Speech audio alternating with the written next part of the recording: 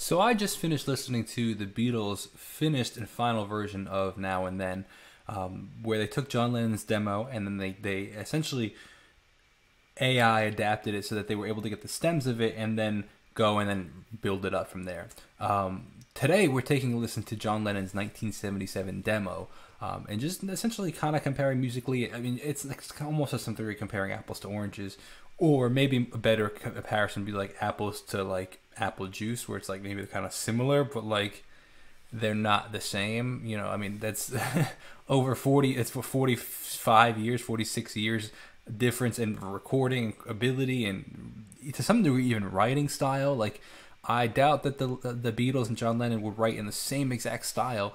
Actually, I would guarantee that they wouldn't. If you know, if John was still alive, you know, today, 46 years later, I guarantee he would have continued to adapt and change. So like there's, you know, as opposed to that this is stuck in one time period, right?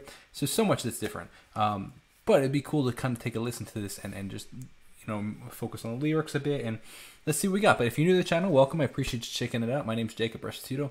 I'm a musician from Northport, New York. And let's get right into this. Let's take a listen.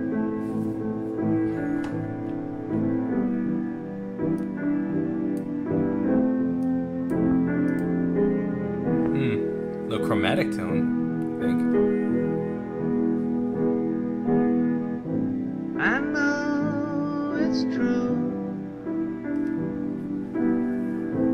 It's all because of you. And if I make it through, Great chord it's progression. all because. All right, I want to pause right there. So I want to one thing I want to talk about is the fact of musically. Actually, let's talk recording first. The dynamics between the voice and the piano is actually really interesting. The vocals sound phenomenal. The piano sounds a little wonky, like just in the recording ability. But I'm surprised at the mix between the two. I was expecting the vocals to be muddled behind the piano. I wonder if they recorded it separately and they had two different mics. But one thing that, like, you know, the album cover, I guess you could call it, this is a tape, like a cassette tape. And one of the things that I am to some degree jealous of in non-mod vintage recording processes, I guess you would call it, is a little bit more of the necessity for authenticity. And what I mean by that is currently in today's day and age where we record music, you have the ability to record 100 different takes of something, and if you don't like it, then you can record 100 other takes, and you could just get forever and ever. And you know what it costs you to do that? Nothing except your time. And you know, back then, you know, 45 years ago, it actually cost you something. You had tape, you had reels to reels. You know, we had cassette, or, you know, like but like actually, I don't. You know, this is interesting. This is on a cassette, but I don't know, were cassettes really even introduced back in the 70s? Or was it just still vinyls? But you would record to tape at the time and then to be pressed to a vinyl. But what I'm saying, though, is like, they would, so what that means, though, is you're not going to record 100 takes of something, especially something like a demo. Where even today, like, I can grab my phone and I could record a voice memo, and that if I don't like it, I just delete it and record another. It costs me nothing. In fact, I can even pause it, change what I'm doing, and press play again, and still be the same recording. So that being said, the authenticity of hey, let's just do the best we can, or it also requires, I think, a higher level of musicianship, and that is not a knock on the musicians for today. And I hate. Well, there's nothing more that I hate than in the music industry when people like be like, oh, music's not like it used to be, like it's all garbage today. Like, look, I to some degree understand that sentiment, and I to some degree even agree. Like, I don't love the music of today, but like to say that you can't say it's bad. It's just different.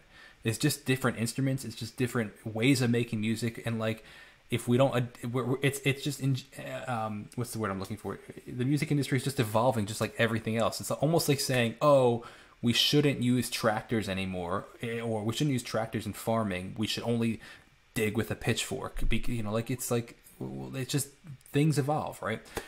Point being, though, is I do appreciate the sentiment of and the musicianship that required to like one takes or maybe 2 or 3 takes, maybe. But that all being said, let's talk lyrically and musically. I love the call and response that we have here. Like he sings a melody, and then the piano actually follows him after the fact on the melody. And then let's talk about the lyrics. We have, I don't know what he wrote this about, but it could be written in a bunch of different ways. It could be written something like towards like God, or it could, like I make it through because of you. It could be written for a love. I'd make it through because of you. Or it could be written for the Beatles fan base. Like I made it through because of you. I am where I am because of you. Very, very, very interesting sentiment.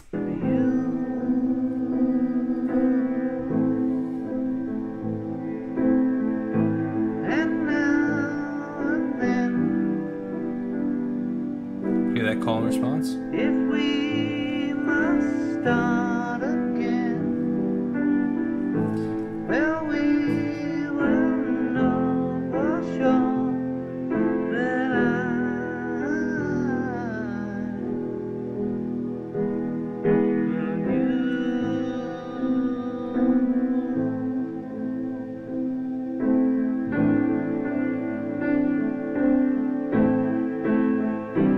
Dynamically building a little.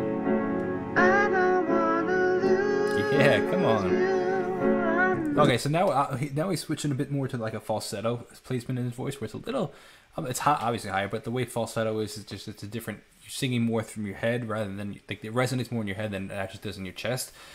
That's what we call a chest voice, because it's actually resonating in your head, in your chest. Head voice is actually resonating in your head. You can actually feel the difference in how you're singing. You'll feel the vibrations down here, as opposed to up here. So that's one thing. The Beatles are renowned for their chord progressions. I think one of the things that makes them so unique, and I guess visionary, and it's really like they're not afraid to change keys. And I think pop music today, again, not a knock, it's just the style of today. Very often we kind of stay within the 4-5-6-1 chord progression of music, and again, there's nothing wrong with that. It's just a style. But the Beatles weren't afraid to just kind of play chords, and if they sounded good, they sounded good, and they took the melody there. I think that that's a really cool trait of creativity. Lose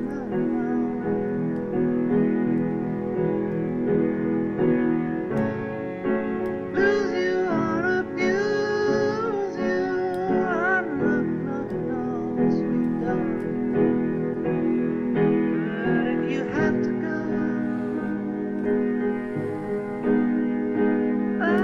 away, if you have to go,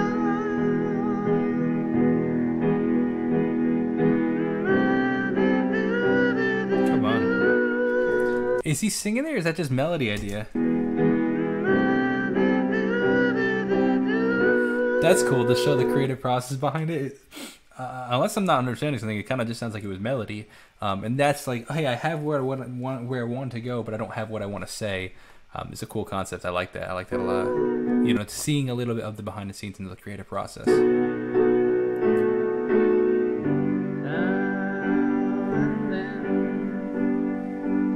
miss you. Oh, now and then I was down eternally. A little grit in his voice. I know return to me.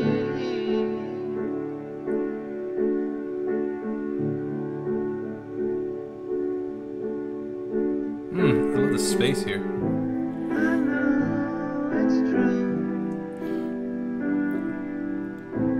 Okay, so let's talk about this. That melody right there, I know it's true, is I feel like just such a typical bit Beatle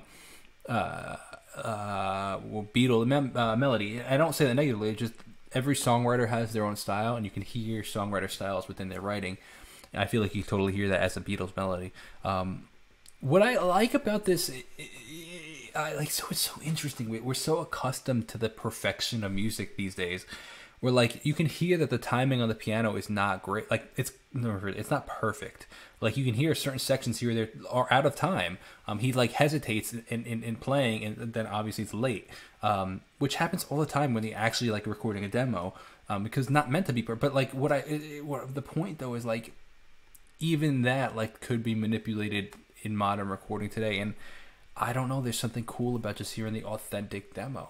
You know what I mean? As opposed to this perfect polished thing. You know, and I don't know. This, the more and more I research and read about like music, non-modern music, the more I'm like, I kind of just love the idea. I almost actually even went out and bought a cassette recorder, like a 4-track or 8-track cassette recorder, to limit my creativity to those couple of tracks. And like, it's like we have so many options that it's like, you know, you go to the cereal aisle and there's 1,000 cereals. Like, it's like we have so many options today in the world that like I think it actually hinders us to some degree. So it's just my opinion, but I don't know. Because of you,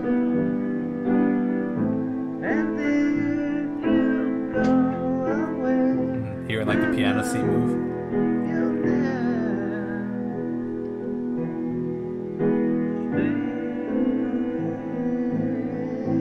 Nice.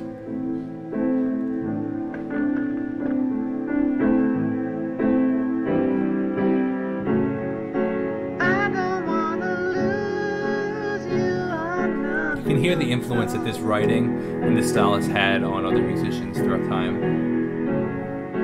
abuse you or confuse you. Oh, no, no, no, sweet darling.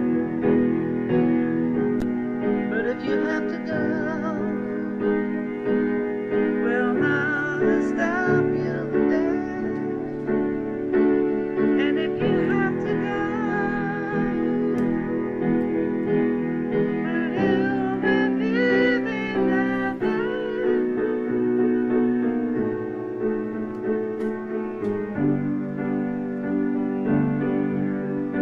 Nice melody. I like that. Like I said, was gonna say nice melody on the piano. I like the space in the music. That there's not all just straight vocals. There's allowance for music, and like music to actually happen.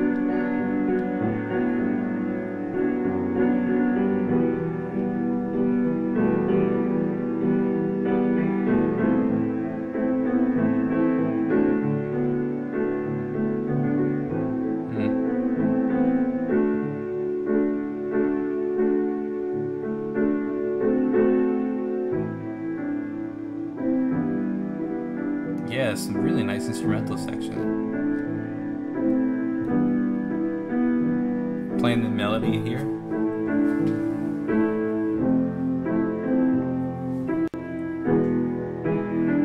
Retardando, slowing down.